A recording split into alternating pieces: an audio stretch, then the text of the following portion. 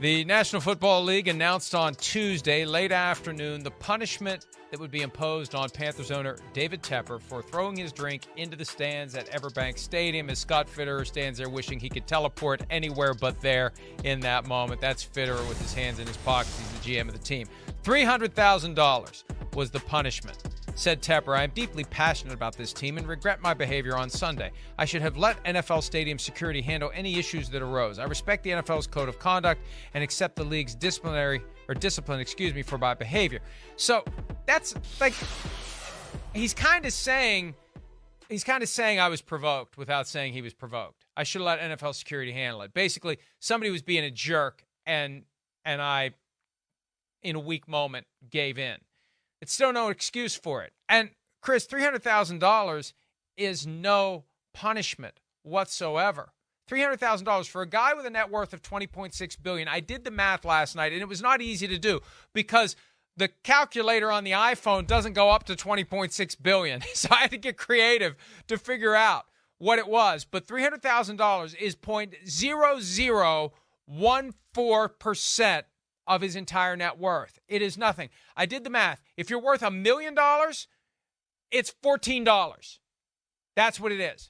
So if you're worth $1 million and you throw a drink on someone, they fine you $14. You say, fine, give me another drink and give me somebody else to throw a drink on. Damn, give me two so I can throw another drink on somebody else and drink one myself. It's peanuts.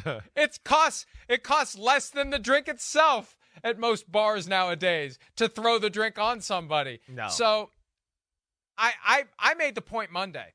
Bud Adams, the late owner of the Titans, was fined $250,000 in 2009 for the double-barreled middle fingers at the Buffalo Bills on a day that the Titans beat the Bills. So how is $250,000 15 years ago even remotely comparable to $300,000 for throwing a drink on someone, committing a battery of someone? I mean, he can still be sued for this by whoever got the drink thrown on them. Not that the damages would be astronomical, but it's kind of the point of it. Like, you've got these really rich people treating the commoners like a garbage can. I'm going to throw my drink on you. I just can't. I mean, I know there are far worse things going on in the world right now and far bigger problems. I'm just stunned that this happened. I'm stunned by the punishment. And I was talking to somebody yesterday about this, and the point was made that I hadn't thought of. Of all the things Daniel Snyder did that made him look like a not nice person during his 24 years as owner of the Washington franchise, he never threw a drink on anybody. I mean, you would expect that was something he did. Not even Daniel Snyder threw a drink on somebody at a game that we know of. So I just think it was so stunning. I just wonder if people even process what it means for someone worth that much money who owns an NFL team to actually get that upset to throw a drink on a stranger at a game. That's not how someone like that should conduct themselves. They should be happy. They got $20.6 billion. And I know it's not all about money. Money can't buy happiness, but it sure helps, folks. When you got it, it sure helps. I'd think the sun shines a little bit brighter if you know you got $20.6 billion. Well, first off, it's the example you're setting. You're supposed to be part of leadership in the NFL, definitely. And I think it speaks to more of, what we see in this country a little altogether. I'm really rich, and I want what I want when I want it, and I don't care. And I'm going to act like a 5-year-old baby, then so what? I don't care. I'm rich, and eat it. That's kind of what we see, and this kind of is that type of conduct. And that's where it's unfortunate. The NFL's got to find a different way. They got to find something else. They do. This means nothing. This is a guy that just fired Frank Reich, as he said, and is giving him, it's 1 year. It's millions and millions of dollars. You really think $300,000 is doing anything to disrupt his day? That's where, I have a problem. It's not right. They got to figure out something else. They do.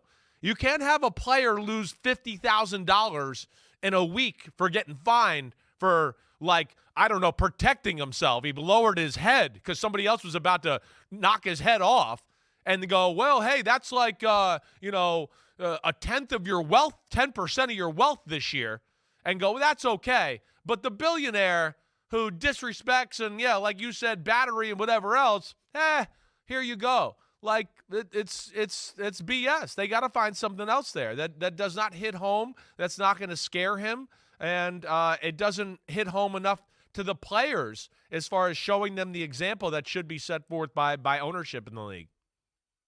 And underscores the double standard that the owners get protected and the players are the ones who truly get punished. They feel the real punishment. Point that I made when Jim Irsay was suspended 6 games, I think it was, back in 2013, 2014 after an off-field incident. He still got the money that his team generated. He still got every penny of it. He didn't lose any money. He just wasn't allowed to go to the games. And I think for something like what Tepper did, at a minimum, he should have been told week 18, you're staying home. 1 game suspension, minimum. You're staying home for week 18. I think that he should voluntarily say, I'm staying home. I'm as an example to everyone out there, because I wasn't able to conduct myself in an adult manner. Regardless of how much money I have, I wasn't able to conduct myself like a responsible adult. I'm just going to stay home this weekend. I'm not going to attend the game. I'd like to think that he would recognize the value of the message that would send.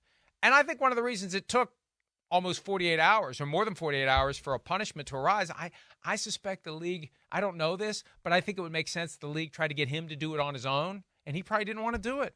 He probably, I'll do it again. I don't know that he would say that, but that's just kind of the attitude. I do what I want. And that's your point. We're in an age where if you have enough money, if you have enough power, you just do what you want. And you don't worry about the consequences, because the consequences are never going to be anything remotely strong enough to get you to say, maybe I shouldn't have done that. No. All right, let's take a break. That's right. No, they need to take draft picks away with this type of stuff. That's what has to happen. They got to make it to where that would stop it. It's thrown in your face. That would stop it from happening. It'll be thrown in your face, because then it's going to get brought up during draft time and then after the draft, and that's the only thing that's going to embarrass these guys a little bit. To me, that's the best thing you can do.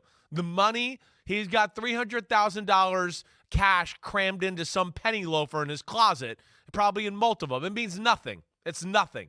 It's stupid. I don't even care about the fine. Right. There needs to be something else done that would hit home more. And you know what? I know we need to take a break, but let's think about this. When Stephen Ross and the Dolphins dared to try to line up the Sean Payton, Tom Brady combo, right. $1.5 million fine and suspended through the middle of October of the 2022 season. So if you mess with one of your partners, we're going to come down on you. But if you mess with the common folk, that's okay. It's basically a parking ticket. Not even that when you consider how much money. And they took a first-round pick away, right? Exactly. Yeah. First-round pick and $1.5 million fine and suspended through October, all because he was trying to set up, and I'm not minimizing it, it was a violation of the rules, but a much more harsh punishment for doing something against a partner than for doing something against a customer. That's kind of weird. That's kind of weird to me. I hadn't thought of it that way, but boy, that makes it seem like they're far more interested in protecting themselves from themselves than protecting the customers from themselves, if that makes any sense. Yeah, no, it does make sense. It does. And yeah, I don't think it's a great thing to have out there. I don't. And it doesn't look good on the NFL. And I think if people could, I think it'll appease a lot of people, because they'll go, $300,000, that's a lot of money. But I think if they watch this, but if they watch this clip, they'd go, oh yeah, you're right. That doesn't mean jack diddly squat to that guy right there. That's stupid, actually. That's not even gonna make him think twice about doing it again. Like you said, hey, give me 2 drinks the next time. I'm gonna drink one and dump one on the next man. So what? Who cares? It means nothing. And yeah, I just don't think that's a great example to set by the NFL. And you just wonder how this continues to unfold. You don't have people around you to check your behavior. Your behavior continues.